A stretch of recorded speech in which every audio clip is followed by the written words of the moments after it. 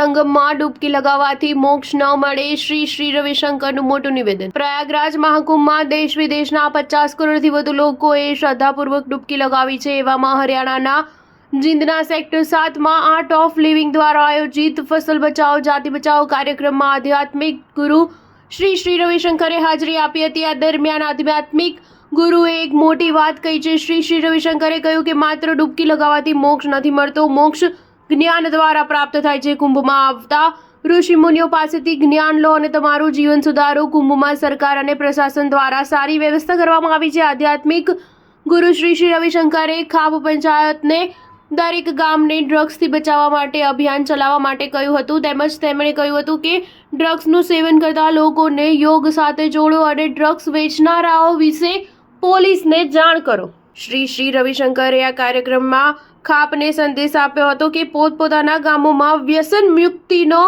સંદેશ ફેલાવો અને નશાના આ દલદલમાં ફસાયેલા યુવાનોને બચાવો। હું માત્ર એટલું જ કહેવા માંગુ છું કે યુવાનોએ ડ્રગ્સથી દૂર રહેવું જોઈએ। તે તેમની વચ્ચે ખૂબ જ ઝડપથી ફેલાઈ રહ્યું છે, જેના કારણે તેમનું ભવિષ્ય અંધકારમય બની રહ્યું છે। ખાપના અભિયાનને સમર્થન આપતા રવિશંકર મહારાજે કહ્યું કે લગ્ન એક ગામ અને એક કુળમાં ન થવા જોઈએ। જાતિને બચાવવા માટે આ કરવું જરૂરી છે। તે તો હિન્દુ મેરેજ એક્ટમાં સુધારો કરવો જોઈએ। આ રૂઢિચુસ્તતા નથી, પરંતુ તેનો વૈજ્ઞાનિક આધાર છે। સ્ટાર ન્યૂઝ 7 હંમેશા સચ્ચાઈની સાથે।